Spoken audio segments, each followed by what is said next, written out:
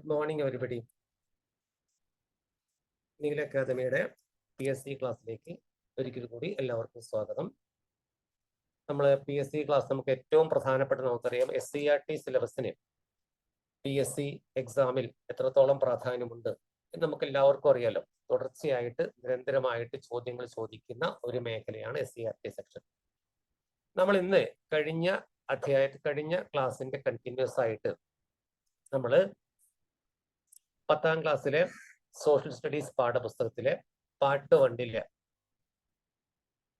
ഭാഗം 1 പാർട്ട് 2 പാഠപുസ്തകത്തിലെ 8ാമത്തെ അധ്യായം അഥവാ കേരളം ആധുനികതയിലേക്ക്, കേരള ടുവേർഡ്സ് മോഡേണിറ്റി എന്ന് പറയുന്ന കഴിഞ്ഞ ക്ലാസിന്റെ തുടർച്ചയാണ് ഇന്ന് എടുക്കുന്നത് കേട്ടോ. തുടർച്ചയായിട്ട് ചോദ്യങ്ങൾ ചോദിക്കുന്ന വൺവേർഡുകളുടെ ധാരാളിത്തം, ചറപറ ക്വസ്റ്റ്യൻ എന്ന് പറയാം.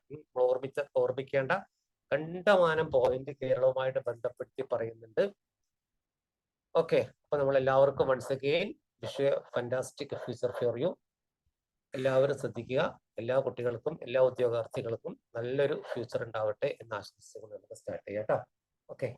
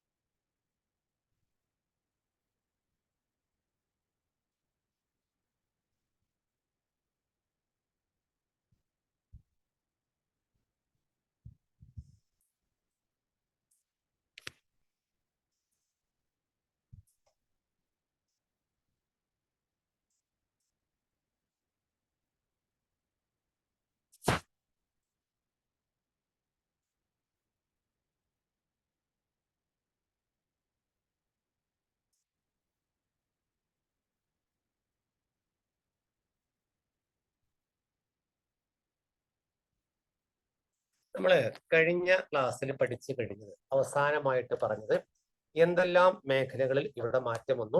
ആദ്യം വന്ന വൈദേശികർ, പോർച്ചുഗീസുകാർ, വാസ്കോഡഗാമ, തുടർന്ന് നമുക്കറിയുന്ന പോലെ ഫ്രഞ്ചുകാര്, ഇംഗ്ലീഷുകാര്, ഡച്ചുകാര്. ആധിപത്യം ലഭിച്ചത് സ്വാഭാവികമായിട്ടും ആർക്കാണ് ആധിപത്യം സ്ഥാപിച്ചത്? ബ്രിട്ടീഷുകാർ, അറിയാലോ. അപ്പോൾ അടുത്തത് പറയുന്നു, നോക്കൂ. സാംസ്കാരിക മേഖലയിലെ ബ്രിട്ടീഷ് സ്വാധീനം എന്ന ഭാഗത്ത് യൂറോപ്യരുടെ വരവോടെയാണ് കേരളത്തിൽ അച്ചടി ആരംഭിച്ചത്. മലയാളത്തിൽ വ്യാകരണ ഗ്രന്ഥങ്ങളും നിഘണ്ടുവും തയ്യാറാക്കുന്നതിൽ കൂടുതൽ താല്പര്യം പ്രകടിപ്പിച്ചിരുന്നത് ജെസ്യൂട്ട് മിഷണറിമാരാണ്. ഡോക്ടർ ആഞ്ചലോസ് ഫ്രാൻസിസ് ആണ് മലയാളത്തിലെ ആദ്യത്തെ വ്യാകരണ ഗ്രന്ഥം തയ്യാറാക്കിയത്. മലയാള ഭാഷയിലെ ആദ്യ നിഘണ്ടു രൂപപ്പെടുത്തിയത് അർണോസ് പാതിരിയാണ്. മലയാള ഭാഷയിൽ അച്ചടിച്ച ആദ്യത്തെ സമ്പൂർണ്ണ ഗ്രന്ഥമാണ് സംക്ഷേപ വേദാർത്ഥം. മിഷണറിയായ ബെഞ്ചമിൻ ബെയ്ലി ഇംഗ്ലീഷ് മലയാള നിഘണ്ടുവും doctor Hermann Gundert Malayalam English നിഘണ്ടുവും പ്രസിദ്ധപ്പെടുത്തി. Doctor Hermann Gundert തലശ്ശേരിയിൽ നിന്ന് പ്രസിദ്ധപ്പെടുത്തിയ രാജ്യ സമാചാരം, പശ്ചിമോദയം എന്നിവ മലയാളത്തിലെ ആദ്യത്തെ പത്രങ്ങളാണ്. നോക്കൂ, കേരളത്തിൽ അച്ചടി ആരംഭിച്ചത് ആരുടെ വരവോടെയാണ്? ചൈനക്കാരുടെ അല്ല, അറബികളുടെ അല്ല, യൂറോപ്യരുടെ. കേരളത്തിൽ അച്ചടി ആരംഭിച്ചത് ആരുടെ വരവോടെ, ആരുടെ ആഗമനത്തോടെ? ഉത്തരം യൂറോപ്യരുടെ. അതുപോലെ മലയാളത്തിൽ വ്യാകരണ ഗ്രന്ഥങ്ങളും നിഘണ്ടുവും തയ്യാറാക്കുന്നതിൽ കൂടുതൽ താല്പര്യം പ്രകടിപ്പിച്ചത് ആര്? മലയാളത്തിൽ വ്യാകരണ ഗ്രന്ഥങ്ങളും നിഘണ്ടുവും തയ്യാറാക്കുന്നതിൽ താല്പര്യം പ്രകടിപ്പിച്ചിരുന്ന ആര്? ഉത്തരം ജെസ്യൂട്ട് മിഷണറിമാർ. ജെസ്യൂട്ട് മിഷണറിമാരാണ് മലയാളത്തിൽ വ്യാകരണ ഗ്രന്ഥങ്ങളും നിഘണ്ടുവും തയ്യാറാക്കുന്നതിൽ താല്പര്യം പ്രകടിപ്പിച്ചത്. അതുപോലെ മലയാളത്തിലെ ആദ്യത്തെ വ്യാകരണ ഗ്രന്ഥം തയ്യാറാക്കിയത് ആര്? Doctor Angelos Francis.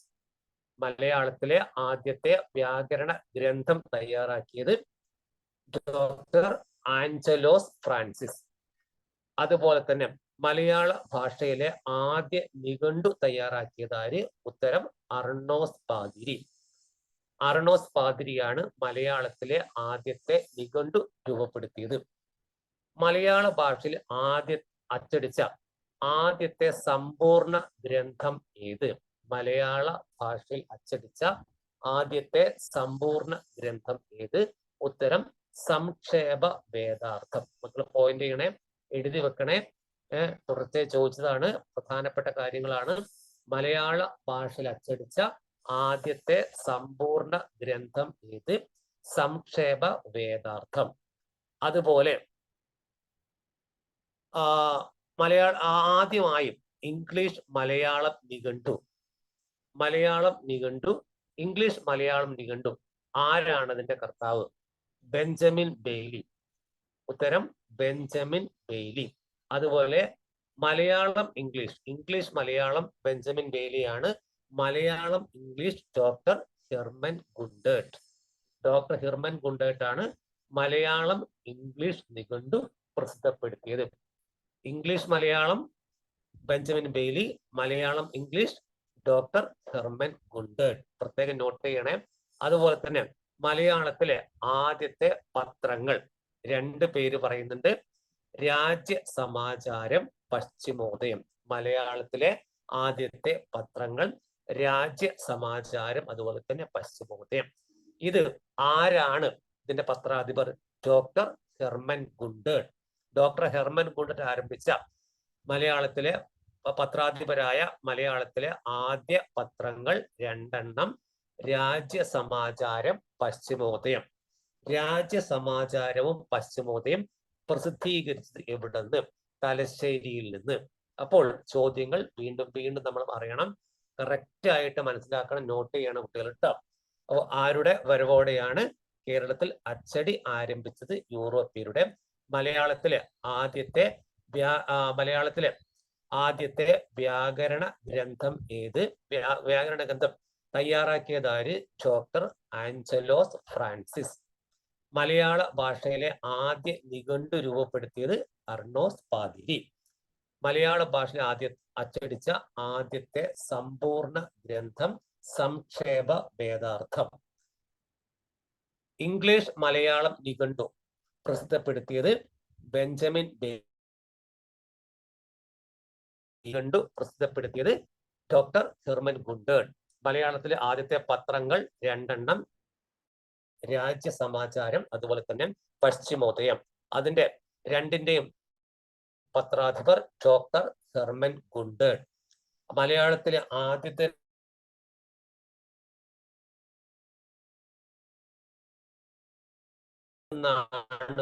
തലശ്ശേരിയിൽ നിന്ന്.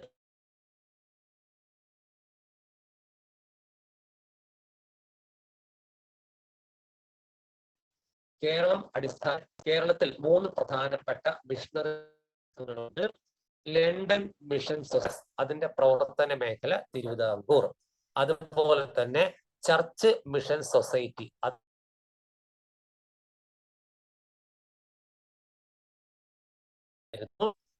ബാഞ്ചൽ ഇവാഞ്ചലിക്കൽ മിഷൻ BEM, അതിന്റെ പ്രവർത്തന മേഖല മലബാർ. അപ്പൊ തിരുവിതാംകൂർ കേന്ദ്രമാക്കി പ്രവർത്തിച്ച മിഷണറി സംഘം ഏത്? London mission society. തിരുവിതാംകൂർ കേന്ദ്രമാക്കി പ്രവർത്തിച്ച മിഷണറി സംഘത്തിന്റെ പേര് ഏത്? London mission society.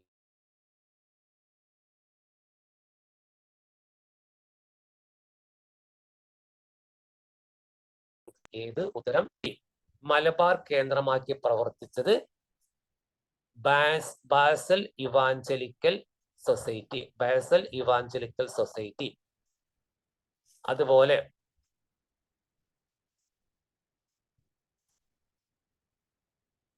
ഇനി നോക്കൂ, ജാതി മതഭേദമന്യേ എല്ലാവർക്കും വിദ്യാഭ്യാസം എന്ന ആശയത്തിന് കേരളത്തിൽ തുടക്കം കുറിക്കുന്നത് മിഷണറിമാരുടെ വിദ്യാഭ്യാസ പ്രവർത്തനങ്ങളിലൂടെയാണ്.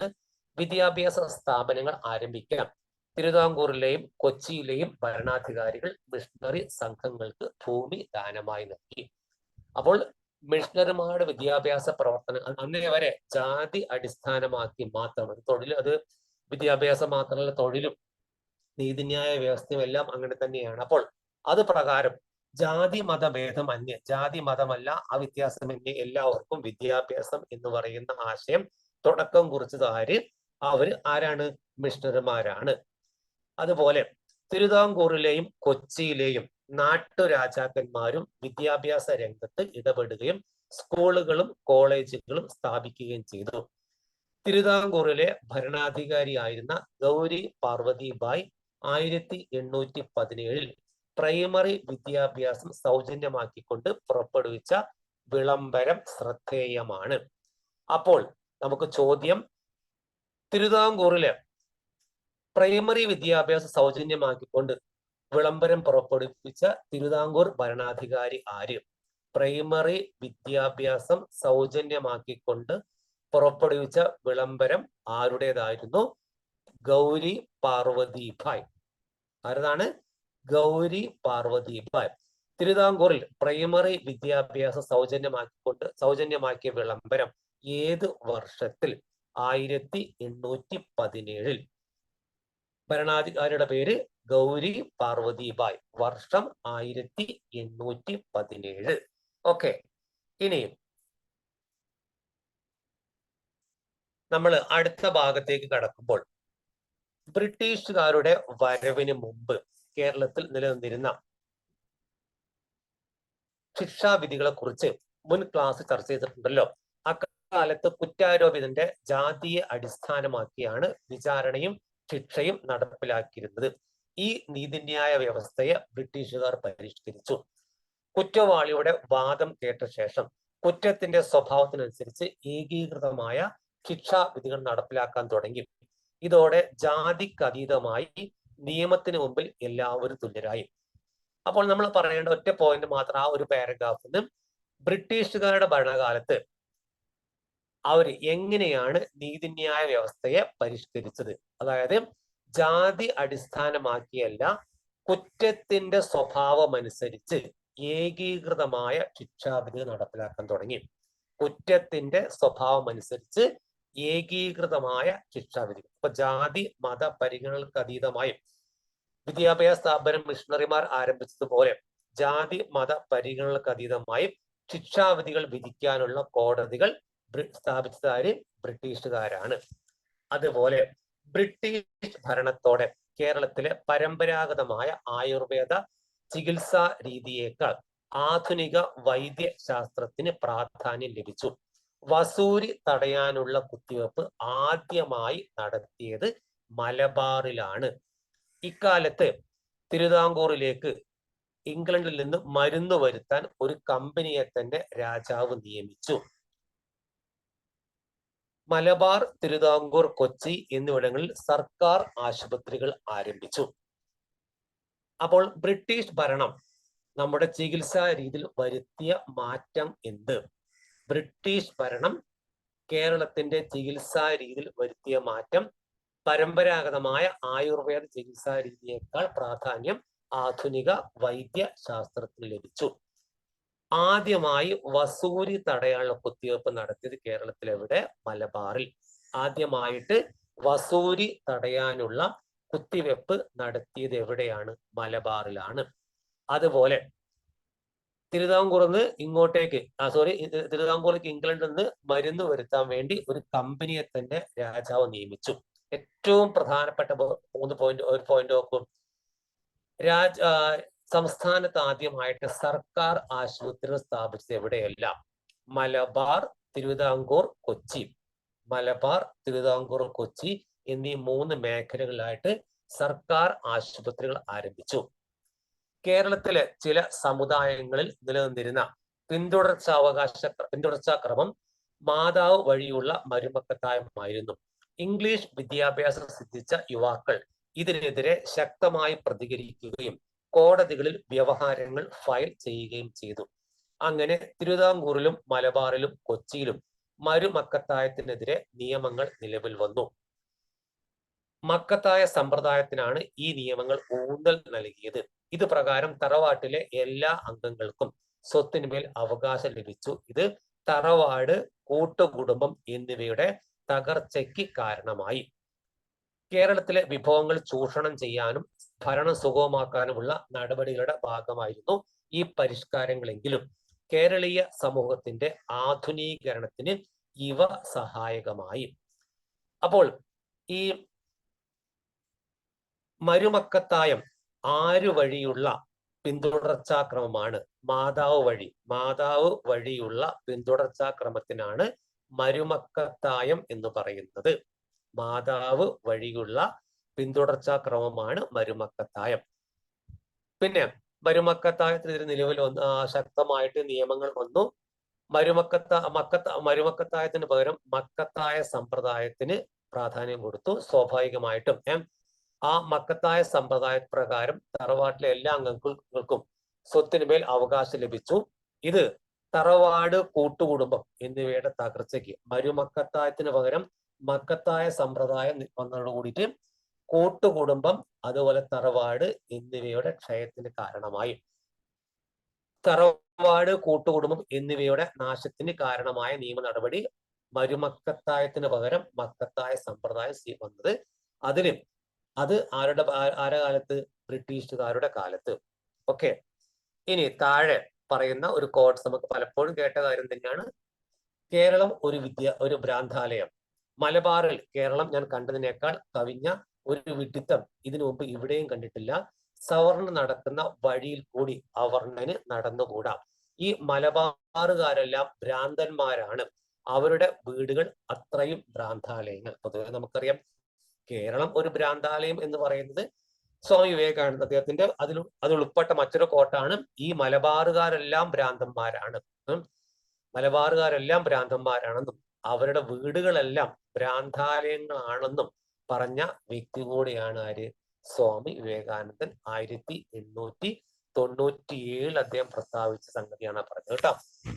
ഓക്കെ, അപ്പോൾ കേരളം ഭ്രാന്താലയമാണ്, മലബാർക്കാരെല്ലാം ഭ്രാന്തന്മാരാണ്, അവരുടെ വീടുകളെല്ലാം ഭ്രാന്താലയമാണ് എന്ന് പറയുന്ന സംഗതിയാണ് അദ്ദേഹം പറഞ്ഞു വെച്ചത് കേട്ടോ. നോക്കൂ, ഇനി പരിഷ്കരണ പ്രസ്ഥാനങ്ങളും സാമൂഹിക മാറ്റവും എന്നുള്ള അടുത്ത ടോപ്പിക്കിൽ ജാതി വ്യവസ്ഥയുടെ കാർക്കശ്യം അക്കാലത്ത് കേരളത്തിൽ ശക്തമായിരുന്നു. താഴ്ന്ന ജാതിക്കാരെ തൊട്ടുകൂടാത്തവരും തീണ്ടുകൂടാത്തവരുമായാണ് കണക്കാക്കിയിരുന്നത്. ഒരു വ്യക്തിയുടെ സമൂഹത്തിലെ പദവി തീരുമാനിച്ചിരുന്നത് ജനിച്ച ജാതിയെ അടിസ്ഥാനമാക്കിയായിരുന്നു. ഓരോ ജാതിയിലും ധാരാളം അന്ധവിശ്വാസങ്ങളും അനാചാരങ്ങളും നിലനിന്നിരുന്നു. ആധുനിക വിദ്യാഭ്യാസത്തിന്റെ പ്രചാരവും പാശ്ചാത്യ ആശയങ്ങളോടുള്ള സമ്പർക്കവും മൂലം ജാതി വ്യവസ്ഥയുടെയും അന്ധവിശ്വാസങ്ങളുടെയും യുക്തിരാഹിത്യം കേരളീയർക്ക് ബോധ്യമായി. സമൂഹത്തിൽ അസമത്വങ്ങളും അനാചാരങ്ങളും ഇല്ലാതാക്കുന്ന ധാരാളം പരിഷ്കരണ പ്രസ്ഥാനങ്ങൾ, അതായത് ജാതി വ്യവസ്ഥക്കെതിരെ, സാമൂഹിക തിന്മയ്ക്കെതിരെ പോരാടിയ പ്രധാനപ്പെട്ട സാമൂഹിക പരിഷ്കർത്താക്കൾ എന്തായിരുന്നു, ആരൊക്കെയാണെന്നും അവരുടെ പ്രവർത്തനം അല്ലെങ്കിൽ അവരുടെ പ്രസ്ഥാനങ്ങൾ ഏതൊക്കെയാണെന്നും വളരെ വളരെ വ്യക്തമായിട്ട് മനസ്സിലാക്കുക. നോക്കൂ, ആദ്യം പറഞ്ഞിരിക്കുന്നത് വൈകുണ്ഠ സ്വാമികൾ. അദ്ദേഹത്തിന്റെ പ്രസ്ഥാനം സമത്വ സമാജം. സമത്വ സമാജത്തിന്റെ നേതാവ് വൈകുണ്ഠ സ്വാമികൾ. അതുപോലെ തന്നെ നമുക്ക് എല്ലാവർക്കും ചട്ടമ്പി സ്വാമി, അദ്ദേഹം പോരാടിയത് കൂട്ടുകുടുംബ വ്യവസ്ഥ, സംബന്ധം, മരുമക്കത്തായം. കൂട്ടുകുടുംബ വ്യവസ്ഥ, സംബന്ധം, മരുമക്കത്തായം എന്നിവയ്ക്കെതിരെ പോരാടിയ സാമൂഹിക പരിഷ്കർത്താവ് ചട്ടമ്പി സ്വാമികൾ. ശ്രീനാരായണ ധർമ്മപരിപാലന യോഗം എല്ലാവർക്കും അറിയാം, ശ്രീനാരായണ ഗുരുവാണ്.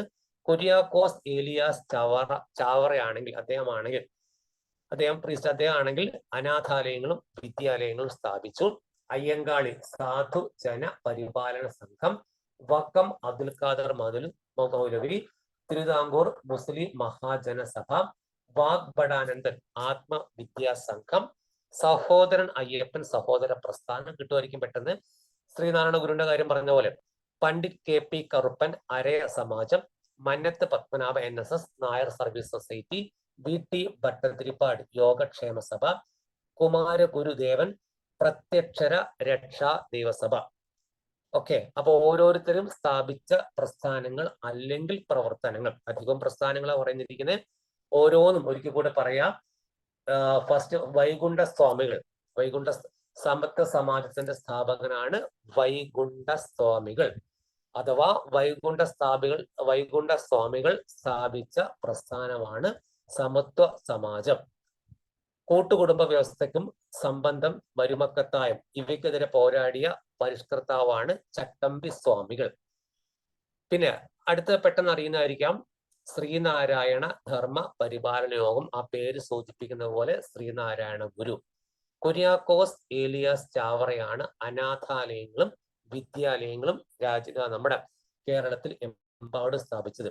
പിന്നെ അയ്യങ്കാളി സ്ഥാപിച്ചത് ഏത്? സാധു ജന പരിപാലന സംഘം. അയ്യങ്കാളി സ്ഥാപിച്ച സാമൂഹ്യ പ്രസ്ഥാനമാണ്, പരിഷ്കരണ പ്രസ്ഥാനമാണ് സാധുജന പരിപാലന സംഘം. തിരുവിതാംകൂർ മുസ്ലിം മഹാജനസഭ സ്ഥാപിച്ചത് വക്കം അബ്ദുൽ ഖാദർ മൗലവി.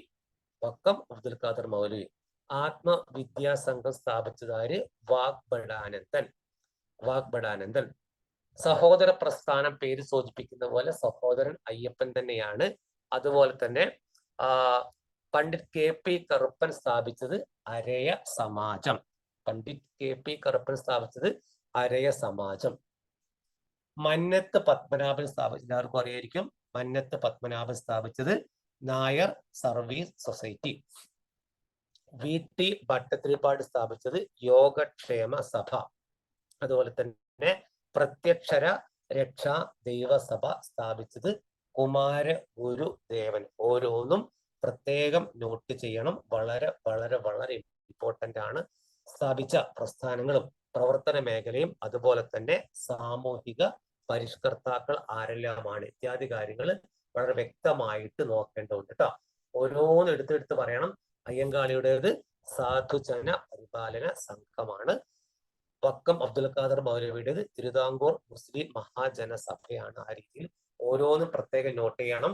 വളരെ ഇമ്പോർട്ടന്റ് ആണ്, തുടർച്ചയായിട്ട് ചോദിച്ചതാണ് കേട്ടോ. ഓക്കെ, ഇനി നോക്കൂ, നമ്മൾ അടുത്ത ഭാഗമായിട്ട് പറയുന്നത് വളരെ പ്രത്യേകമായിട്ട് അവിടെ എടുത്തു പറയുന്നുണ്ട് സൈഡില്. ദൈവ ദശകവും ആത്മോപദേശ ശതകവും. ആഴമേറും നിൻ മഹസാമാഴിയിൽ ഞങ്ങളാകവേ ആഴണം വാഴണം നിത്യം, വാഴണം സുഖം. ശ്രീനാരായണ ഗുരു 100 വർഷം മുമ്പ് രചിച്ച പ്രാർത്ഥനാ ഗീതമായ ദൈവ ദശകത്തിൽ നിന്നുള്ള വരികളാണ്. പ്രത്യേകിച്ച് പുതിയ മെത്തേഡ് പ്രകാരം വചനങ്ങൾ ചോദിക്കാറുണ്ട്. അപ്പൊ ഓരോരുത്തരും വാക്യങ്ങൾ ആരാന്ന് ചോദിക്കും. ഇത് പറഞ്ഞിരിക്കുന്നത് നമ്മുടെ ശ്രീനാരായണ ഗുരുവാണ്. അദ്ദേഹം രചിച്ചതാണ് പ്രാർത്ഥനാഗീതം. അദ്ദേഹം രചിച്ച പ്രാർത്ഥനാഗീതമാണ് ദൈവ ദശകം. ശ്രീനാരായണ ഗുരു രചിച്ച പ്രാർത്ഥനാഗീതമാണ് ദൈവദശകം. ദൈവദശകം രചിച്ചിരിക്കുന്നത് ശ്രീനാരായണ ഗുരു. പിന്നെ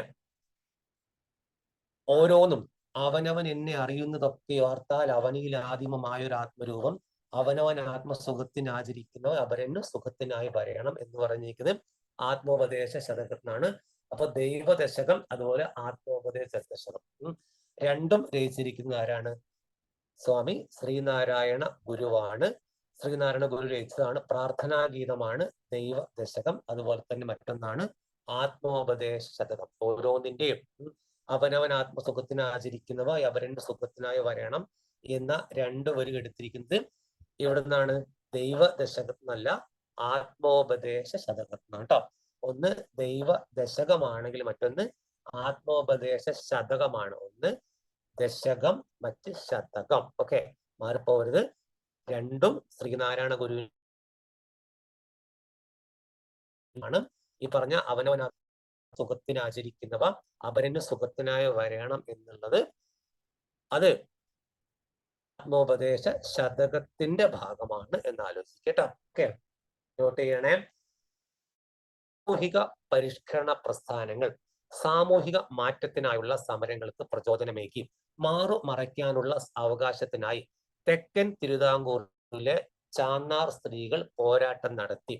ഇതിനെ തുടർന്ന് 1859 ജാക്കറ്റും മേൽമുണ്ടും ധരിക്കാനുള്ള അവകാശം ചാന്നാർ സ്ത്രീകൾക്ക് അനുവദിക്കാൻ ഉത്രം തിരുനാൾ മഹാരാജാവ് നിർബന്ധിതനായി.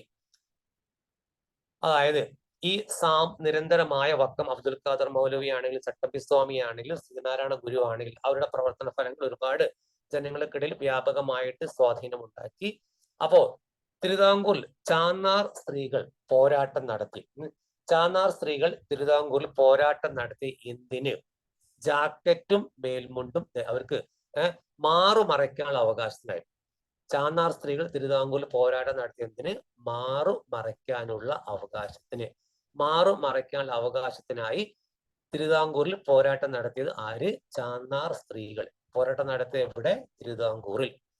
അപ്പോൾ അതുപോലെ തന്നെ ചാന്നാർ സ്ത്രീകൾക്ക് ജാക്കറ്റും മേൽമുണ്ടും ധരിക്കാനുള്ള അവകാശം നൽകിയത് ഏത് രാജാവ്? ഉത്രം തിരുനാൾ മഹാരാജാവ്.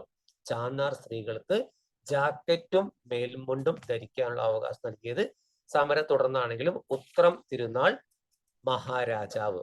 ഏത് വർഷം? ചാന്നാർ സ്ത്രീകൾക്ക് ജാക്കറ്റും മേൽമുണ്ടും ധരിക്കാനുള്ള അവകാശം അനുവദിച്ച വർഷം ഏത്? ഉത്തരം 1859. 1859. പിന്നീട്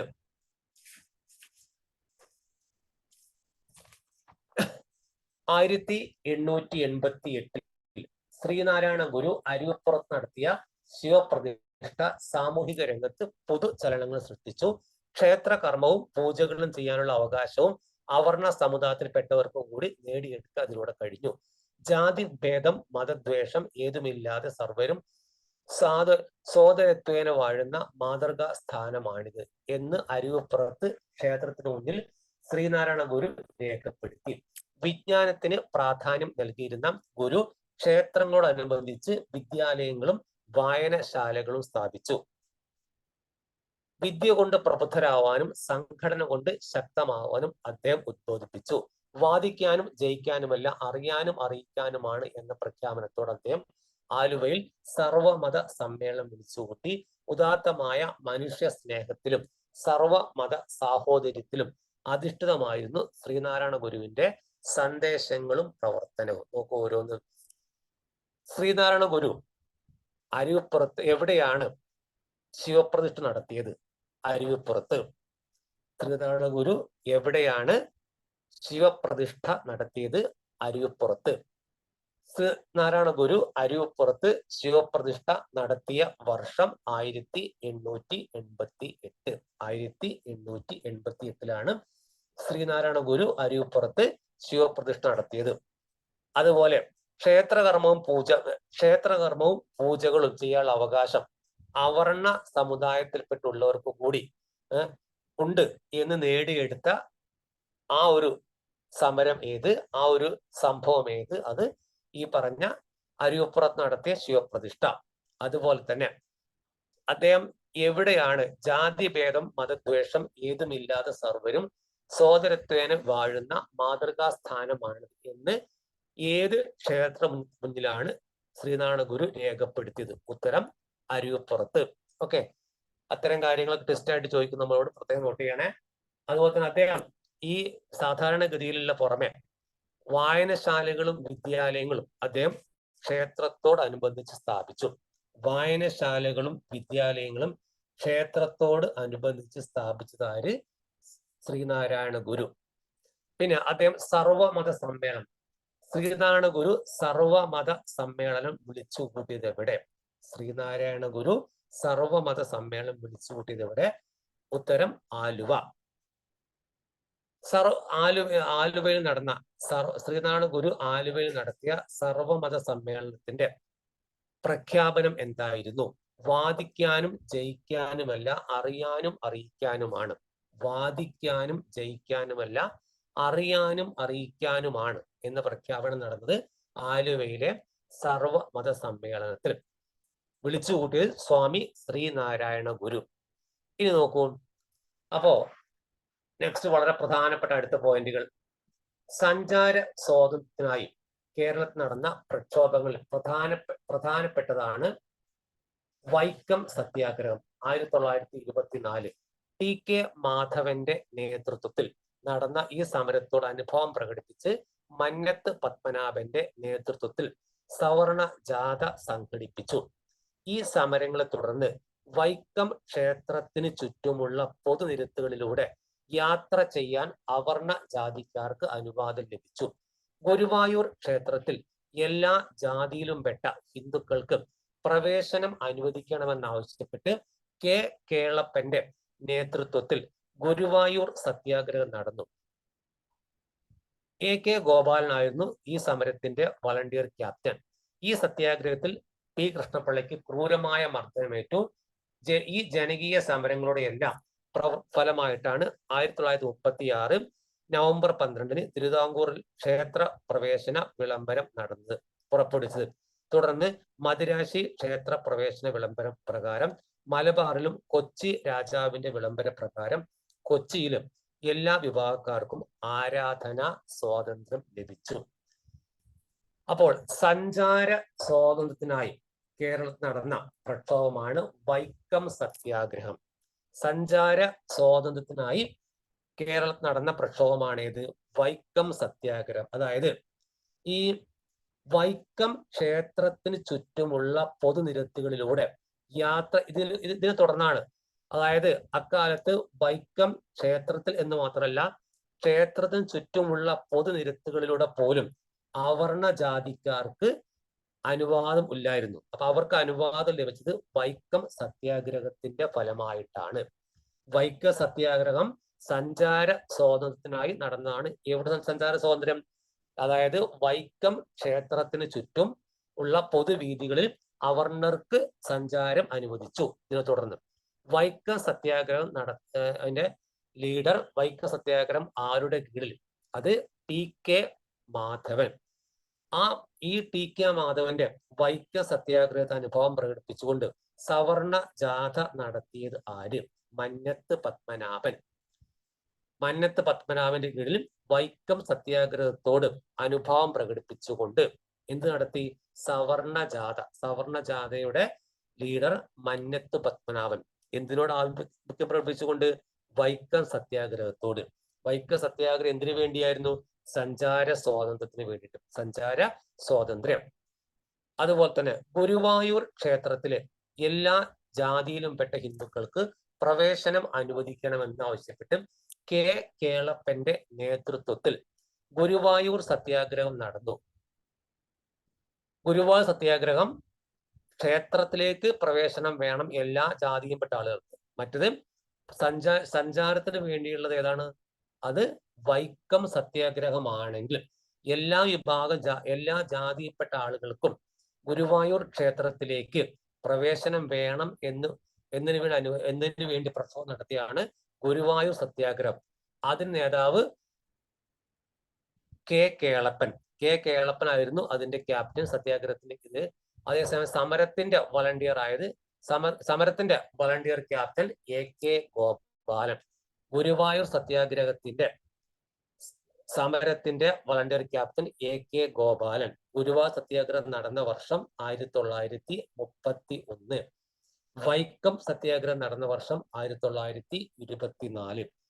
വൈക്കം സത്യാഗ്രഹം സഞ്ചാര സ്വാതന്ത്ര്യം അനുവദിക്കാൻ വേണ്ടിയുള്ള സത്യാഗ്രഹമായിരുന്നെങ്കിൽ ഗുരുവായൂർ സത്യാഗ്രഹം എന്ന് പറയുന്നത് ഗുരുവായൂർ അമ്പലത്തിലേക്ക്, ക്ഷേത്രത്തിലേക്ക് എല്ലാ ജാതിയിൽപ്പെട്ട ആളുകൾക്ക് പ്രവേശനം അനുവദിക്കണം എന്നായിരുന്നു. അപ്പോൾ നോക്കൂ, മാത്രമല്ല അതിന്റെ നേതാവ്, ഗുരുവായൂർ സത്യാഗ്രഹ നേതാവ് എന്ന് പറയുന്നത് കെ കേളപ്പനാണ്.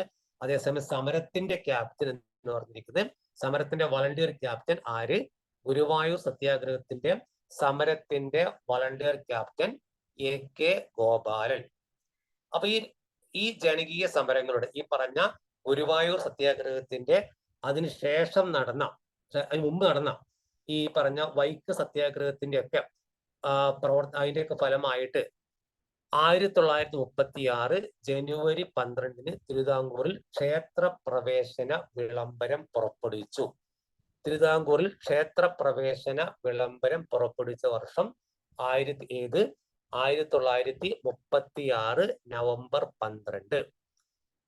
അപ്പോൾ തുടർന്ന് മദ്രാശിയിലും മലബാറിലും കൊച്ചിയിലും ഒക്കെ അതാത് രാജാക്കന്മാരുടെ പ്രവർത്തന വിളംബര പ്രകാരം ക്ഷേത്ര പ്രവേശന വിളംബരം നടന്നു. ക്ഷേത്ര പ്രവേശന വിളംബരത്തിന് കാരണമായ 2 സത്യാഗ്രഹങ്ങൾ 1924 വൈക്കം സത്യാഗ്രഹവും 1931 ഗുരുവായൂർ സത്യാഗ്രഹം.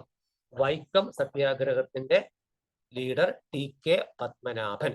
ഗുരുവായൂർ സത്യാഗ്രഹത്തിന്റെ leader K Kelappan. Volunteer captain AKG. അതുപോലെ തന്നെ വൈക്കം സത്യാഗ്രഹത്തിന് അനുഭവം പ്രകടിപ്പിച്ചുകൊണ്ട് സവർണ ജാഥ നടത്തിയത് ആര്? ഉത്തരം അറിയാം. ആരാണ്? മന്നത്ത് പത്മനാഭൻ. ഓക്കെ. ഇനി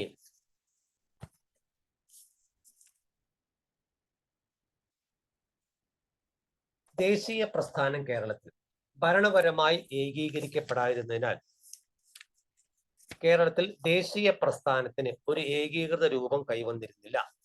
മലബാറിൽ ബ്രിട്ടീഷുകാർ നേരിട്ട് ഭരണം നടത്തിയപ്പോൾ കൊച്ചിയിലും തിരുവിതാംകൂറിലും റെസിഡന്റുമാരിലൂടെ പരോക്ഷമായാണ് ഭരണം നടത്തിയിരുന്നത്.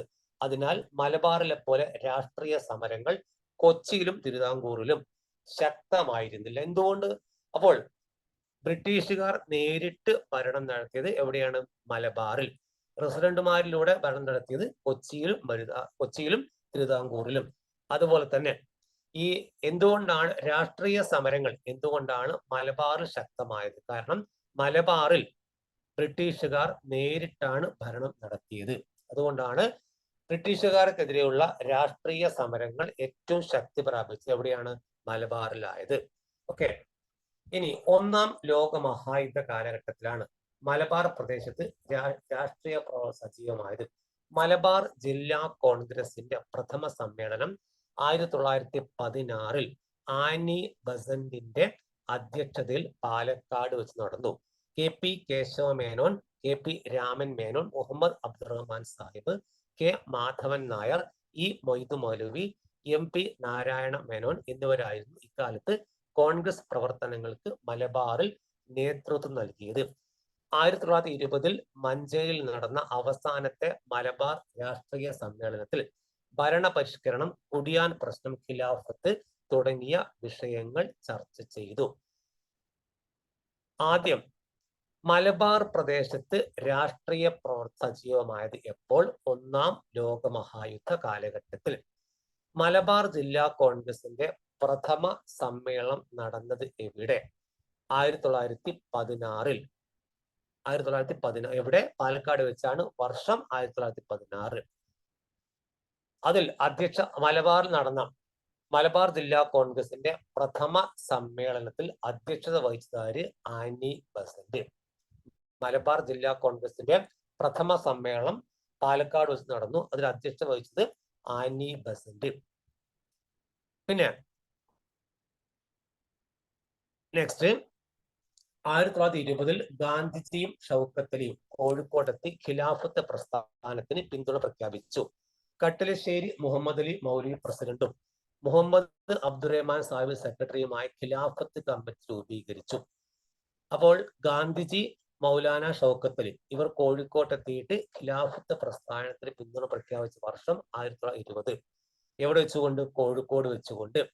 അതുപോലെ കേരള ഖിലാഫത്ത് കമ്മിറ്റിയുടെ ചെയർമാൻ പ്രസിഡന്റ് എന്ന് പറഞ്ഞിരിക്കുന്നത് കട്ടിലശ്ശേരി മുഹമ്മദ് മൗലവി. കട്ടിലശ്ശേരി മുഹമ്മദ് മൗലവിയാണ് മലബാറിലെ സ്ഥാപിച്ച ഖിലാഫത്ത് പ്രസ്ഥാനത്തിന്റെ പ്രസിഡന്റ്. സെക്രട്ടറി മുഹമ്മദ് അബ്ദുറഹ്മാൻ സാഹിബ്. മലബാറിൽ ആരംഭിച്ച ഖിലാഫത്ത് പ്രസ്ഥാനത്തിന്റെ സെക്രട്ടറി ആര്?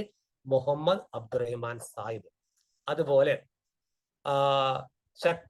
ഇതിന്റെ ഭാഗമായിട്ട് ശക്തമായിട്ട് കർഷകരായ മാപ്പിളമാർ സമരം നടത്തിയത് എവിടേക്കാണ്? ഏറനാട്, വള്ളുവനാട്, പൊന്നാനി. ഈ സമരങ്ങളെ പൊതുവെ മലബാർ കലാപം, ഈ ബ്രിട്ടീഷുകാർക്കെതിരെ മുസ്ലിം കർഷകർ നടത്തിയ സമരത്തെ പൊതുവെ മലബാർ കലാപം നടന്ന വർഷം 1921. മലബാർ കലാപം നടന്ന വർഷം 1921. പിന്നെ 1930-കളിൽ നിയമലംഘന പ്രസ്ഥാനം മലബാറിൽ ശക്തമായി. K കേളപ്പന്റെ നേതൃത്വത്തിൽ പയ്യന്നൂരിലും മുഹമ്മദ് അബ്ദുറഹ്മാന്റെ നേതൃത്വത്തിൽ കോഴിക്കോട്ടും ഉപ്പ് നിയമം ലംഘിച്ച് ഒപ്പുണ്ടാക്കി. ഉപ്പ് നിയമം ലംഘിച്ച സത്യാഗ്രഹികളെ ബ്രിട്ടീഷ് പട്ടാളം ക്രൂരമായി മർദ്ദിക്കുകയും സമരക്കാരെ അറസ്റ്റ് ചെയ്ത് ജയിലിലടച്ചു. വിദേശ വസ്തു ബഹിഷ്കരണവും മദ്യഷാപ്പ് പിക്കറ്റിങ്ങും ഖാദി സമരവും നിയമലംഘനത്തിന്റെ ഭാഗമായി നടന്നു. 1934 ഗാന്ധിജി ഗാന്ധിജി നിയമലംഘന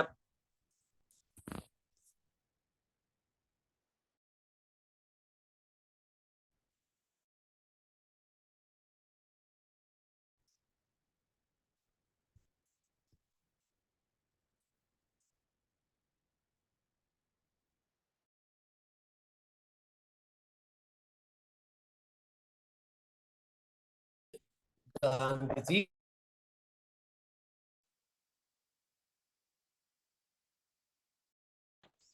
നിയമലംഘന പ്രസ്താവിച്ച് കേരളത്തിലെ കോൺഗ്രസ് പ്രവർത്തകരിൽ ഒരു വിഭാഗം സോഷ്യലിസ്റ്റ് പാർട്ടിക്കാരായി മാറി. 1939 കോൺഗ്രസ് സോഷ്യലിസ്റ്റ് പാർട്ടി കമ്മ്യൂണിസ്റ്റ് പാർട്ടിയായി രൂപപ്പെട്ടു. EMS AK Gopalan, P Krishnapillai എന്നിവരായിരുന്നു പ്രമുഖ കമ്മ്യൂണിസ്റ്റ് നേതാക്കന്മാർ. കർഷകരെ സംഘടിപ്പിച്ച് ജന്മിത്വത്തിനും ബ്രിട്ടീഷ് സാമ്രാജ്യത്തെ സമര സജ്ജമാക്കി. കയ്യൂർ, മൊറാഴ, കരിവള്ളൂർ എന്നിവിടങ്ങളിൽ കർഷക സംഘത്തിന്റെ നേതൃത്വത്തിൽ സമരങ്ങൾ നടന്നു. ക്വിറ്റ് ഇന്ത്യ സമരകാലത്ത് സർക്കാർ കെട്ടിടങ്ങൾ നശിപ്പിക്കുക, പാലങ്ങൾ തകർക്കുക, ടെലിഗ്രാഫ് കമ്പികൾ മുറിച്ചിടുക തുടങ്ങിയ പ്രവർത്തന മലബാറിലുണ്ടായി. ഇത് പ്രധാനപ്പെട്ടതാണ് കീഴരിയൂർ ബോംബ് കേസ്, തൂക്കുപാലം തകർക്കുക, കുഞ്ഞിരാമ കിടാവ് എന്നിവരുടെ നേതൃത്വത്തിൽ ഗൂഢാലോചന നടന്നു എന്നാരോപിച്ച് 27 പേരെ പ്രതി ചേർത്ത് കേസ് ഫയൽ ചെയ്തു. ഓരോരോ പോയിന്റ് നോക്കുമ്പോൾ ആദ്യം നിയമലംഘന പ്രസ്ഥാനത്തിന്റെ ഭാഗമായിട്ട് കേരളത്തിൽ നടന്ന സമര പരിപാടി വിദേശ വസ്തു ബഹിഷ്കരണവും മദ്യശാല പിക്കറ്റിങ്ങും. പിന്നെ ഗാന്ധിജി നിയമ ലംഘന പ്രസ്ഥാനം, നേരെ ചൗരിചൗര സംഭവം തുടർന്നാണ് ഗാന്ധിജി നിയമലംഘന പ്രസ്ഥാനം പിൻവലിച്ചത്. എപ്പോൾ? വർഷം 1934. കേരളത്തിലെ കോൺഗ്രസ്സുകാർ ഒരു വിഭാഗം സോഷ്യലിസ്റ്റ് പാർട്ടിക്കാരായി മാറാനുള്ള കാരണം, കേരളത്തിലെ കോൺഗ്രസ് പ്രവർത്തകരിൽ ഒരു ഭാഗം സോഷ്യലിസ്റ്റ് പാർട്ടിക്കാരാവാനുള്ള കാരണം ഗാന്ധിജി നിയമലംഘന പ്രസ്ഥാനം പിൻവലിച്ചത്. അതുപോലെ കോൺഗ്രസ് സോഷ്യലിസ്റ്റ് പാർട്ടി കമ്മ്യൂണിസ്റ്റ് പാർട്ടിയായിട്ട് രൂപാന്തരപ്പെട്ടതെന്ന്, കോൺഗ്രസ് സോഷ്യലിസ്റ്റ് പാർട്ടി കമ്മ്യൂണിസ്റ്റ് പാർട്ടിയായി രൂപാന്തരപ്പെട്ടതെന്ന് വർഷം 1939. വർഷം 1939. കേരളത്തിലെ ആദ്യകാല കമ്മ്യൂണിസ്റ്റ് നേതാക്കന്മാർ EMS AK Gopalan, P Krishnapillai. കേരളത്തിലെ 3 പ്രമുഖ കമ്മ്യൂണിസ്റ്റ് നേതാക്കൾ EMS AK Gopalan, P Krishnapillai. അതുപോലെ തന്നെ ഈ കർഷക സമരത്തിന്റെ കേരളത്തിൽ കർഷകന്റെ കീഴിൽ സമരങ്ങൾ നടന്ന കയ്യൂർ, മൊറാഴ, കരിവള്ളൂർ. കേരളത്തിൽ കർഷക സംഘത്തിന്റെ കീഴിൽ ബ്രിട്ടീഷുകാർക്കും ജന്മിത്വത്തിനുമെതിരെ പോരാട്ടം നടന്ന 3 സ്ഥലങ്ങൾ: കയ്യൂർ 2, മൊറാഴ 3, കരിവള്ളൂർ. ഓക്കെ. പിന്നെ ഫറോക്ക് പാലം തകർക്കാൻ ശ്രമിച്ചതിന് ശിക്ഷിച്ച വ്യക്തികൾ KB മേനോൻ, കുഞ്ഞിരാമക്കിടാവ്. KB മേനോൻ, കുഞ്ഞിരാമക്കിടാവ് ഇവരെയാണ് ഫറോക്ക് പാലം തകർക്കാൻ ശ്രമിച്ചത് എന്നതിന്റെ പേരിൽ അറസ്റ്റ് ചെയ്തു ജയിലിൽ അടച്ചത്. ഓക്കെ. പിന്നെ പൂക്കോട്ടൂർ യുദ്ധം ഇവിടെ ബന്ധപ്പെട്ട കാര്യമാണ്. നിസ്സഹകരണവും ഖിലാഫത്തും ശക്തമായ മലബാറിൽ 1921 മലബാർ കലാപത്തിന്റെ ഭാഗമായി നടന്ന പ്രധാന സംഭവമാണ് പൂക്കോട്ടൂർ യുദ്ധം. പൂക്കോട്ടൂർ യുദ്ധം എന്തിന്റെ ഭാഗമായിരുന്നു? മലബാർ കലാപത്തിന്റെ ഭാഗം. ഓക്കെ. പൂക്കോട്ടൂരിലെ ഖിലാഫത്ത് കമ്മിറ്റിയുടെ സെക്രട്ടറിയായ വടക്കേ വീട്ടിൽ മുഹമ്മദിനെ മോഷണക്കുറ്റം ചുമത്തി അറസ്റ്റ് ചെയ്യാൻ ബ്രിട്ടീഷ് പോലീസ് ശ്രമിച്ചതോടെയാണ് കലാപം ആരംഭിച്ചത്. അപ്പോൾ പ്രധാന കാരണം, പൂക്കോട്ടൂർ യുദ്ധത്തിന്റെ പ്രധാനപ്പെട്ട കാരണം പൂക്കോട്ടൂരിലെ ഖിലാഫത്ത് കമ്മിറ്റി സെക്രട്ടറിയായ വടക്കേ വീട്ടിൽ മുഹമ്മദ് പൂക്കോട്ടൂർ യുദ്ധം ആരംഭിക്കാൻ കാരണമായ, അല്ലെങ്കിൽ ആരംഭത്തിന് ആരുടെ അറസ്റ്റ് കൊണ്ടാണ് പൂക്കോട്ടൂർ യുദ്ധം ആരംഭിക്കാൻ കാരണം? അന്നത്തെ ഖിലാഫത്ത് കമ്മിറ്റി സെക്രട്ടറിയായ വടക്കേ വീട്ടിൽ മുഹമ്മദ് അറസ്റ്റ് ചെയ്തത്. അതുപോലെ തന്നെ ചേറ്റൂർ ശങ്കരൻ നായർ ഇന്ത്യൻ നാഷണൽ കോൺഗ്രസിന്റെ അധ്യക്ഷ പദവി ഇരുന്ന ഒരേ ഒരു മലയാളിയാണ് പാലക്കാട്ടുകാരനായ ചേറ്റൂർ ശങ്കരൻ നായർ. 1897 അമരാവതി സമ്മേളനത്തിലാണ് അദ്ദേഹം പ്രസിഡന്റായി തെരഞ്ഞെടുക്കപ്പെട്ടത്. ചാലിയൻ വാലാബാഗ് കൂട്ടക്കൊല പ്രതിഷേധിച്ച് അദ്ദേഹം വൈസ്രോയിയുടെ എക്സിക്യൂട്ടീവ് കൗൺസിൽ അംഗത്വം രാജിവെച്ചു. ഗാന്ധിയൻ സമരങ്ങളോട് കടുത്ത വിയോജിപ്പ് പ്രകടിപ്പിച്ച അദ്ദേഹം ഗാന്ധിയും അരാജകത്വം എന്ന ഗ്രന്ഥം രചിച്ചു. ഇന്ത്യൻ നാഷണൽ കോൺഗ്രസിന്റെ അധ്യക്ഷ പദവിയിലിരുന്ന മലയാളി ആര്? ചേറ്റൂർ ശങ്കരൻ നായർ. ഇന്ത്യൻ നാഷണൽ കോൺഗ്രസിന്റെ അധ്യക്ഷ പദവിയിലിരുന്ന ആദ്യത്തെ ഒരേ ഒരു മലയാളി എന്ന് പറയുന്നത് ചേറ്റൂർ ശങ്കരൻ നായർ. ചേറ്റൂർ ശങ്കരൻ നായരെ തിരഞ്ഞെടുത്ത അമരാവതി സമ്മേളനം നടന്ന വർഷം 1897. 1897 അമരാവതി സമ്മേളനത്തിലാണ് മലയാളിയായ ചേറ്റൂർ ശങ്കരൻ നായരെ ഇന്ത്യൻ നാഷണൽ കോൺഗ്രസിന്റെ അധ്യക്ഷ പദവിയിൽ ആക്കിയത്. പിന്നീട് അദ്ദേഹം വൈസ്രോയിയുടെ എക്സിക്യൂട്ടീവ് കൗൺസിൽ അംഗത്വം രാജിവെക്കാനുള്ള കാരണം, ചേറ്റൂർ ശങ്കരൻ നായർ ബ്രിട്ടീഷ് വൈസ്രോയിയുടെ എക്സിക്യൂട്ടീവ് കൗൺസിൽ അംഗത്വം രാജിവെക്കാനുള്ള കാരണം ജാലിയൻ വാലാബാഗ് കൂട്ടക്കൊല. ഗാന്ധിയോടുള്ള എതിർപ്പ് ശക്തമായി പ്രകടിപ്പിച്ചുകൊണ്ട് അദ്ദേഹം എഴുതിയ ഗ്രന്ഥമാണ് ഗാന്ധിയും അരാജകത്വവും എന്ന് പറയുന്ന ഗ്രന്ഥം എഴുതിയതാര്? ചേറ്റൂർ ശങ്കരൻ നായർ. ഇന്ത്യൻ നാഷണൽ കോൺഗ്രസിന്റെ അധ്യക്ഷ പദവിയിലിരുന്ന ഒരേ ഒരു മലയാളിയാണ് ആര്? ചേറ്റൂർ ശങ്കരൻ നായർ. ഓക്കെ, ഇനിയും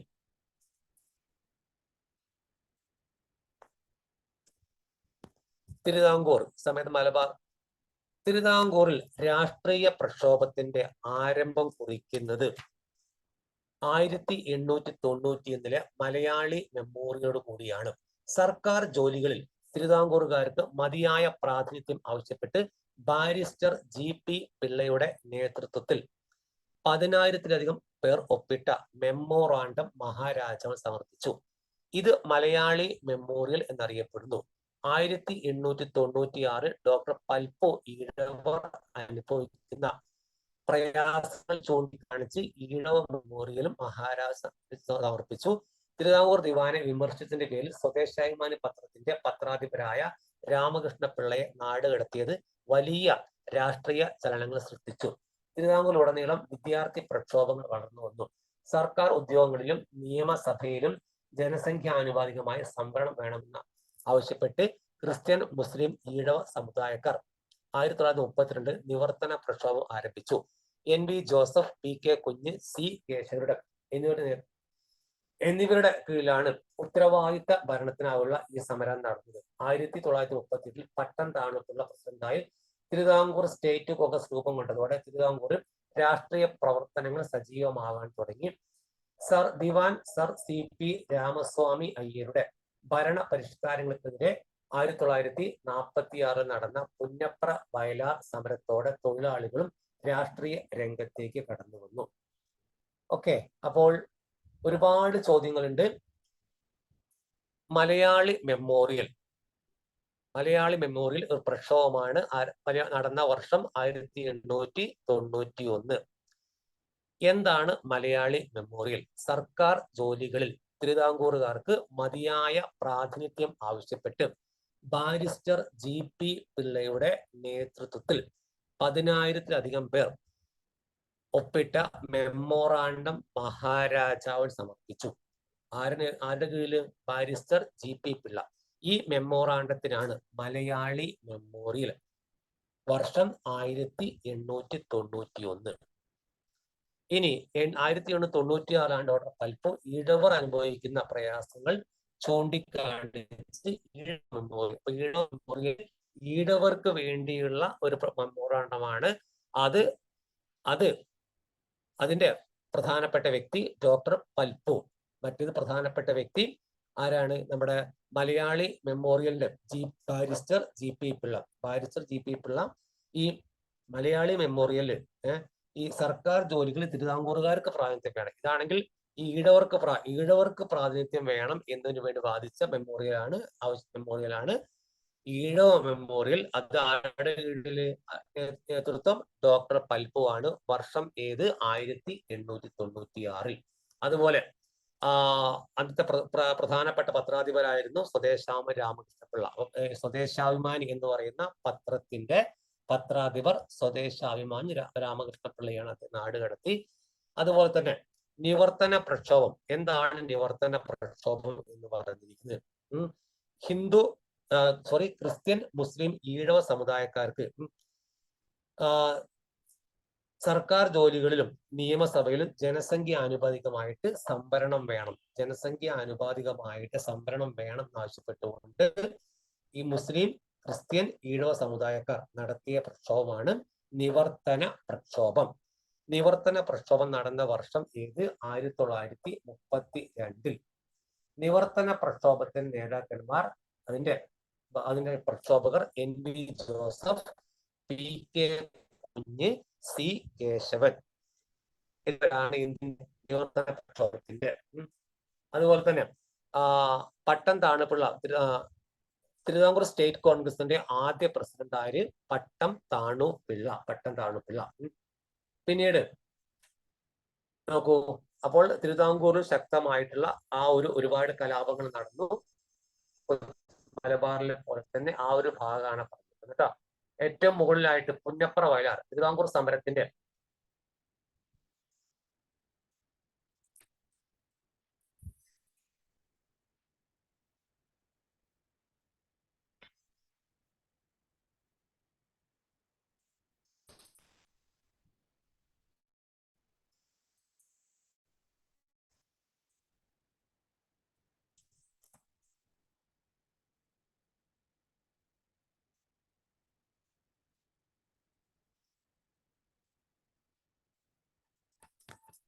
തിരുവിതാംകൂർ പൗരസ്വാതന്ത്ര്യം കൈവരിക്കുന്നതിന് സമരം തുടങ്ങിയിട്ട് കാലം കുറയായി. പുന്നപ്രയിലും വയലാറിലും തൊഴിലാളികൾ നടത്തിയ പ്രക്ഷോഭ സമരം പൗര സ്വാതന്ത്ര്യത്തിനും ജനകീയ ഭരണത്തിനും വേണ്ടിയുള്ളതായിരുന്നു. 1938 കടയ്ക്കലും പാവങ്ങോടും ആലപ്പുഴയിലും കൊല്ലത്തും നടന്ന സമരങ്ങൾ സ്വാതന്ത്ര്യ സമരത്തെ സഹായിച്ചതുപോലെ പുന്നപ്രയിലെയും വയലാറിലെയും കൂട്ടക്കൊലകളും സ്വാതന്ത്ര്യത്തിന്റെ വേഗം കൂട്ടുകയാണ് ചെയ്തത്. അപ്പൊ പുന്നപ്ര വയലാർ സമരം നടന്ന വർഷം 1900 ഏതാണ്ട്, അതായത് പുന്നപ്ര വയലാർ സമരത്തെ കുറിച്ച് ഈ പറഞ്ഞത് എഴുതിയിരിക്കുന്നത് C കേശവനാണ്. അദ്ദേഹത്തിന്റെ C കേശവന്റെ പ്രസംഗങ്ങൾ എന്ന് പറയുന്ന ആ പ്രസംഗത്തിൽ നിന്നാണ് എടുത്ത ഭാഗമാണ് ഈ പറഞ്ഞിരിക്കുന്നത് കേട്ടോ. അപ്പോൾ പുന്നപ്രയിലും വയലാറിലും തൊഴിലാളി നടത്തിയ സമരമാണ്. അത് പൗര സ്വാതന്ത്ര്യത്തിനും ജനകീയ ഭരണത്തിനും വേണ്ടിയുള്ളതായിരുന്നു. ഏത്? പുന്നപ്ര വയലാർ സമരങ്ങൾ.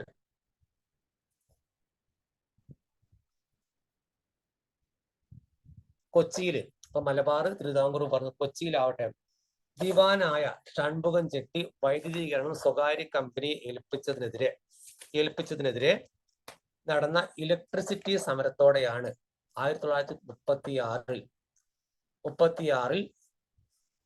കൊച്ചിയിൽ ഉത്തരവാദിത്ത ഭരണത്തിനായുള്ള പ്രക്ഷോഭം ആരംഭിച്ചത്. അപ്പൊ കൊച്ചിയിൽ ഉത്തരവാദിത്ത ഭരണത്തിനായുള്ള പ്രക്ഷോഭങ്ങൾ ആരംഭിച്ചത് ഏത്? ഇലക്ട്രിസിറ്റി സമരം നടന്നത് 1936. എന്തിനു വേണ്ടിയായിരുന്നു?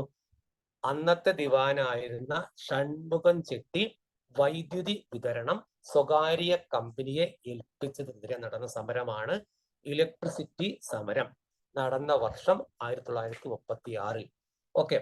പിന്നെ തുടർന്ന് 1941 S നീലകണ്ഠ അയ്യർ, BR കൃഷ്ണൻ എഴുത്തച്ഛൻ എന്നിവരുടെ നേതൃത്വത്തിൽ കൊച്ചി രാജ്യ പ്രജാ മണ്ഡലം രൂപീകൃതമായ ശേഷം രാഷ്ട്രീയ സമരങ്ങൾ ശക്തിപ്പെട്ടു വന്നു. ഇക്കണ്ട വാര്യർ, പനമ്പള്ളി ഗോവിന്ദമേനോൻ, K അയ്യപ്പൻ തുടങ്ങിയവരായിരുന്നു കൊച്ചി രാജ്യ പ്രജാ മണ്ഡലത്തിന്റെ പ്രവർത്തനങ്ങൾക്ക് നേതൃത്വം നൽകിയത്. അപ്പോൾ കൊച്ചി രാജ്യ പ്രജാ മണ്ഡലത്തിന്റെ നേതാക്കന്മാർ ആരെല്ലാം? നീലകണ്ഠ അയ്യർ, BR കൃഷ്ണൻ എഴുത്തച്ഛൻ. കൊച്ചി രാജ്യ പ്രജാമണ്ഡലം രൂപീകരിച്ച വർഷം ഏത്? 1941. പിന്നെ നേതൃത്വം കൊടുത്ത വ്യക്തികൾ ഇക്കണ്ട വാര്യർ, പനമ്പള്ളി ഗോവിന്ദമേനോൻ, K അയ്യപ്പൻ തുടങ്ങിയവരായിരുന്നു ഈ കൊച്ചി രാജ്യ പ്രജാമണ്ഡലത്തിന്റെ പ്രവർത്തനങ്ങൾക്ക് നേതൃത്വം കൊടുത്ത പ്രധാനപ്പെട്ട വ്യക്തികൾ. പിന്നെ നെക്സ്റ്റ് പറയണത് ദേശീയ പ്രസ്ഥാനവും സ്ത്രീകളും എന്നുള്ള ടോപ്പിക്കിൽ ആദ്യം ഒരു സംഭവം കൊടുത്തിരിക്കുന്നു. നമ്മുടെ നാട്ടിലെ സാമ്പത്തിക വ്യവസ്ഥയായിട്ട് ഏറ്റവും അതൃപ്തികരമായ ഒന്നാണ്. ഒരു വശത്ത് കുബേരന്മാർ സുഖിക്കുകയും മറുവശത്ത് 80% ആളുകളും ദുരിതം അനുഭവിക്കുകയുമാണ് ചെയ്യുന്നത്. ഈ സമ്പദ് വ്യവസ്ഥ കൊണ്ട് പട്ടിണിയും പരിവട്ടവും ആയിട്ടാണ് നമ്മുടെ ആളുകൾ കഴിയുന്നത്. ഈ സാമ്പത്തിക വ്യവസ്ഥ മാറാതെ തിരുവിതാംകൂറിൽ ഒരു ഭരണകൂടത്തിന് ജീവിക്കാൻ സാധ്യമല്ല. ഒരു സ്ഥിതി സമീകരണം കൊണ്ട് മാത്രമേ സാമ്പത്തിക വ്യവസ്ഥ മാറുകയുള്ളൂ. ഭാവി തിരുവിതാംകൂർ ഒരു സോഷ്യലിസ്റ്റ് തിരുവിതാംകൂർ ആയാൽ മാത്രമേ തിരുവിതാംകൂറിന് നിലനിൽക്കുവാൻ സാധ്യമുള്ളൂ. അത് മാറുന്നത് ഒരു രക്തച്ചൊരിച്ചിൽ കൊണ്ട് മാത്രമേ സാധ്യമാകൂ എന്ന് വിചാരിക്കുന്നില്ല. ഏത് സാമ്പത്തിക നീതി സമാധാനപരമായിരിക്കണം. ഇത് വർക്കല ക്ഷേത്ര മൈതാനത്ത് വെച്ച് നടന്ന യോഗത്തിൽ, സ്റ്റേറ്റ് കോൺഗ്രസ് യോഗത്തിൽ മിസ് ആനി മസ്കി അവർ ചെയ്ത പ്രസംഗമാണ്. മിസ് ആനി മസ്കി വളരെ പ്രധാനപ്പെട്ട ഒരു സ്ത്രീ നേതാവാണ് കേട്ടോ. നോക്കൂ, മുകളിൽ നൽകിയിരിക്കുന്ന പ്രസംഗത്തിന്റെ ഭാഗം ശ്രദ്ധിച്ചല്ലോ. അപ്പൊ ഇനി ഇത് പറഞ്ഞിരിക്കുന്നത് കേരളത്തില് പ്രധാനപ്പെട്ട സ്ത്രീ ദേശീയ പ്രസ്ഥാനത്തിൽ പങ്കെടുത്ത വനിതാ നേതാക്കൾ ആരെല്ലാമാണ് അവരെ കുറിച്ചാണ് കേട്ടോ. അതായത് വടകര സമ്മേളനത്തിന്റെ ഭാഗമായി മഹിളാ സമ്മേളനം ചേർന്നു. ഇത് കേരളത്തിലെ ആദ്യത്തെ മഹിളാ സമ്മേളനമായാണ് അറിയപ്പെട്ടത്. കേരളത്തിലെ കോൺഗ്രസിന്റെ ആദ്യ മഹിളാ സമ്മേളനം ഏത്? വടകരയിൽ ചേർന്ന മഹിളാ സമ്മേളനം. വർഷം 1931. കേരളത്തിന്റെ ആദ്യ മഹിളാ കോൺഗ്രസ് സമ്മേളനം നടന്നത് എവിടെ വെച്ചിട്ടാണ്? അത് കേരളത്തിലെ ആദ്യത്തെ മഹിളാ കോൺഗ്രസ് അല്ല, കേരളത്തിലെ ആദ്യത്തെ മഹിളാ സമ്മേളനം നടന്ന വർഷം 1931.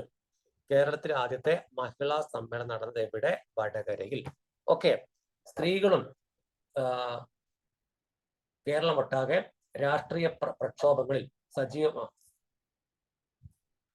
സജീവമായിരുന്നു. അതുപോലെ ഇനി മലബാറിൽ EV കുട്ടിമാളും തിരുവിതാംകൂറിൽ അക്കമ്മ ചെറിയാൻ, ആനി മസ്കി തുടങ്ങിയവരും ദേശീയ പ്രക്ഷോഭത്തിന് നേതൃത്വം നൽകിയവരാണ്. മലബാറിൽ ദേശീയ പ്രക്ഷോഭത്തിന് നേതൃത്വം കൊടുത്ത വനിതയാര്? AV കുട്ടിമാളു അമ്മ. തിരുവിതാംകൂറിൽ ആരാണ്? അക്കമ്മ ചെറിയാൻ.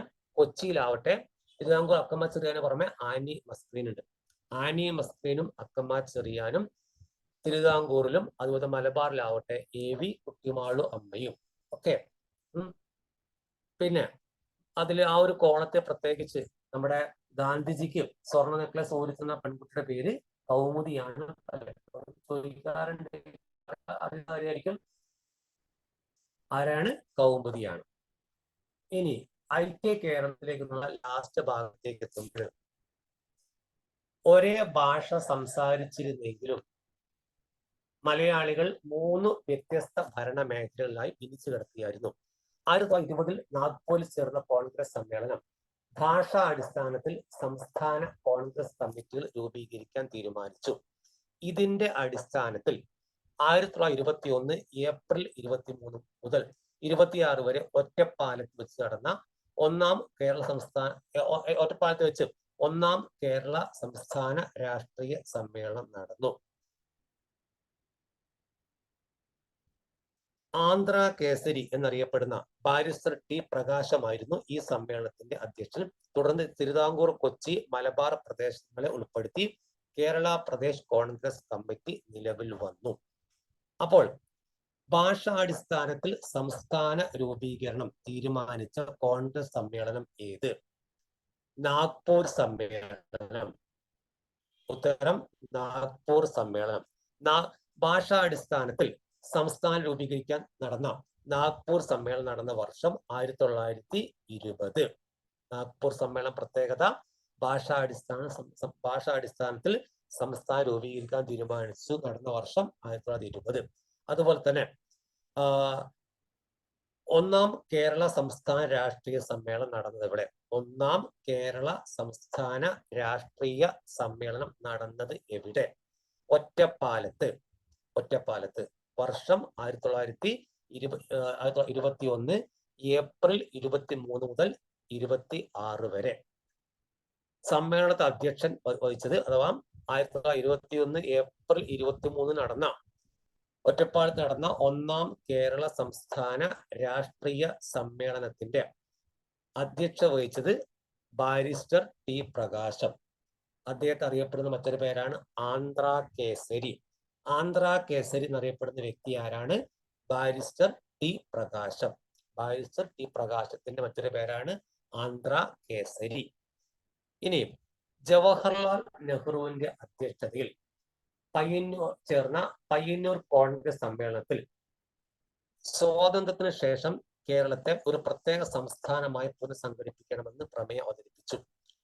1947 കേളപ്പന്റെ അധ്യക്ഷതയിൽ തൃശൂരിൽ ചേർന്ന ഐക്യ കേരള കൺവെൻഷനിലും സ്വാതന്ത്ര്യ പ്രാപ്തിക്ക് ശേഷം ആലുവയിൽ ചേർന്ന ഐക്യ കേരള സമ്മേളനത്തിലും ഐക്യ കേരള പ്രമേയം പാസാക്കി.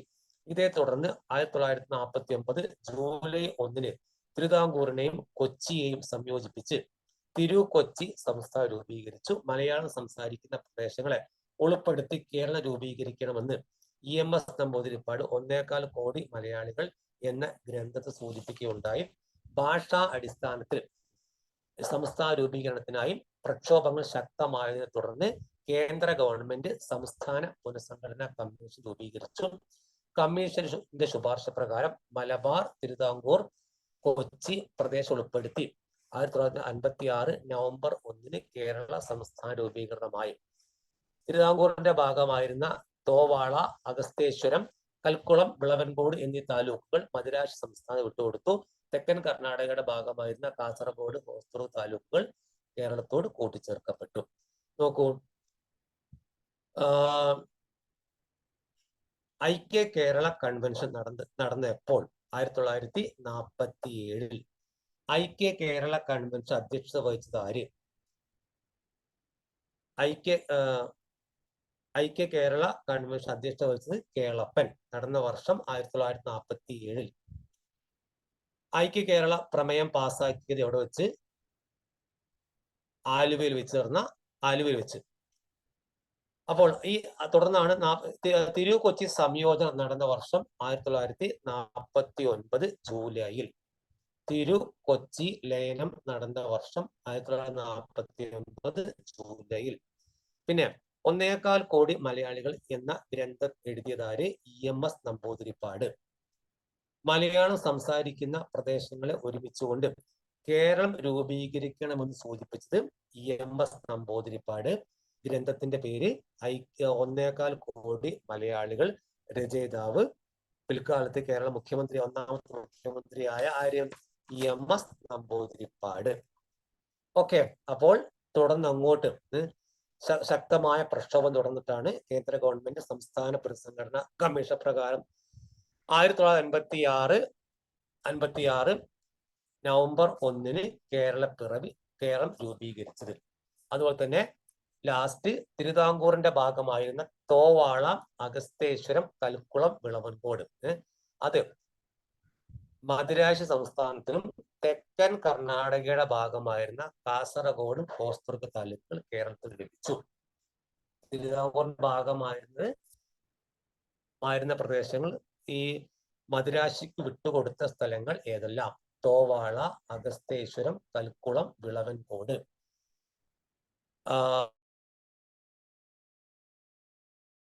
ഭാഗങ്ങളൊന്ന് കാസർഗോഡ്, പിന്നെ ഹോസ്ദുർഗ് താലൂക്കുകൾ.